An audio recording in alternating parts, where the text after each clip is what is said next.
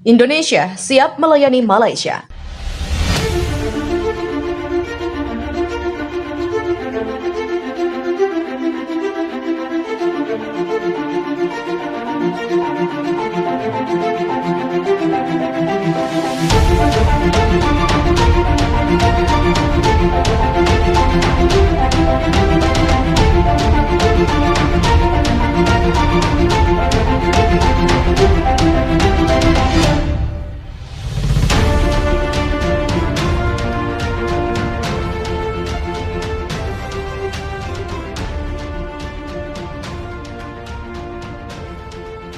Saat ini militer Indonesia telah memasang 200 rudal jarak jauh berbagai varian di sekitar Selat Malaka yang diarahkan ke ibu kota Malaysia, Kuala Lumpur.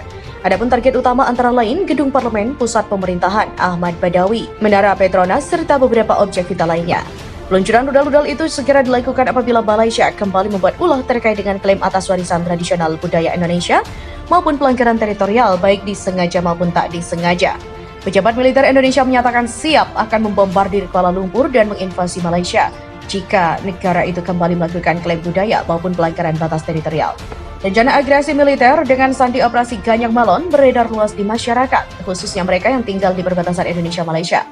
Pelanggaran-pelanggaran yang sering dilakukan antara lain yang dilakukan negara mendapatkan kemerdekaan hadiah dari UK itu telah mendorong kebijakan militer Indonesia menjadi lebih agresif dengan mengandalkan preemptive strike terhadap Malaysia.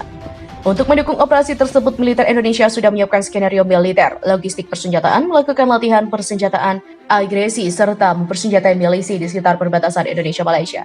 Operasi yang ditujukan untuk memberikan efek jerah kepada Malaysia yang selalu membuat ulah tersebut mendapatkan respon yang baik dari berbagai kalangan domestik maupun internasional. Adapun skenario militer yang bocor di masyarakat sebagai berikut. Bila Malaysia kembali melakukan klaim sepihak baik disengaja ataupun tidak disengaja, maka Indonesia tanpa perlu mengirimkan nota protes ke pemerintah Malaysia akan langsung meluncurkan 200 rudal ke jantung kota Kuala Lumpur. Prioritas target adalah gedung pemerintahan dan juga parlemen, stasiun TV dan radio, dan menghancurkan beberapa objek telekomunikasi lainnya, seperti internet dan jaringan telepon seluler.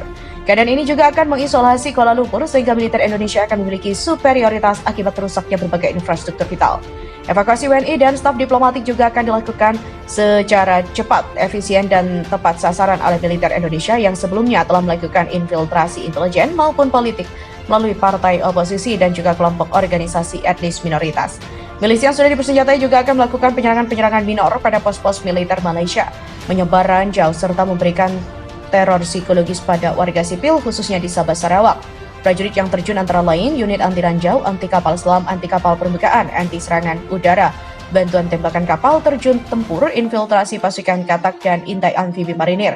Invasi ini juga akan melibatkan 10.000 tentara dari berbagai kesatuan, 51 kapal perang KRI, 4 Sukhoi TNI AU, serta beberapa persenjataan taktis lainnya. Selain itu, serangan ini juga melibatkan 5 pesawat CASA, 2 Nomad, 5 helikopter, 18 Sekoci, 4 hovercraft, 32 tank amfibi, 25 truk, serta berbagai senjata strategis lain yang dimiliki TNI AL.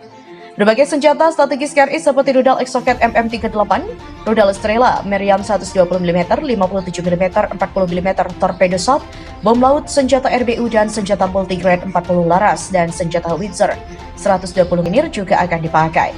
Perang diperkirakan tidak akan berlangsung lama, mengingat TDRM tidak memiliki pengalaman perang yang dapat diandalkan. Militer Indonesia akan siap berperang secara gerilya maupun perang terbuka. Operasi Ganyang Malon diperkirakan akan menghabiskan waktu maksimal 2 kali 24 jam. 2 pesawat Su-30, 5 pesawat F-16 juga mendapat tugas untuk menghancurkan infrastruktur yang masih tersisa di Kuala Lumpur. Misi lainnya adalah untuk menghancurkan pangkalan militer Malaysia dan berbagai instalasi pendukung. Sementara itu, 2 pesawat Su-27 dan 2 pesawat F-16 akan membumi haluskan wilayah Sabah dan Sarawak. Keunggulan Indonesia atas matra udara, laut, dan darat akan memuluskan rencana invasi secara efisien tanpa mendapatkan perlawanan berarti dari TDRM. 10.000 tentara Indonesia dan artileri berat diturunkan ke Kuala Lumpur oleh kota sekitarnya dengan menggunakan pesawat Hercules C-130 untuk melumpuhkan kekuatan organik yang mungkin masih tersisa. TDRM dan warga sipil yang tertangkap juga akan ditahan sepenuhnya untuk dijadikan tamping hidup. Pada level diplomatik, Indonesia akan memanfaatkan posisinya sebagai anggota tidak tetap Dewan Keamanan PBB untuk melakukan kampanye negatif terhadap Malaysia. Lobby-lobby intensif akan dilakukan semaksimal mungkin untuk mengisolasi Malaysia secara politik dan mencegah Dewan Keamanan PBB mengeluarkan resolusi. Beberapa konflik internasional juga akan dieksploitasi untuk mengalihkan perhatian dunia internasional. Kelihayan diplomat Indonesia yang terbukti pengalaman diplomasi internasional yang panjang diyakini tidak akan mendapatkan kesulitan. Untuk mengatasi serangan diplomat Malaysia yang dikenal tidak pandai berdiplomasi, tahap selanjutnya adalah membentuk pemerintahan boneka shadow government di Malaysia yang berkiblat ke Jakarta.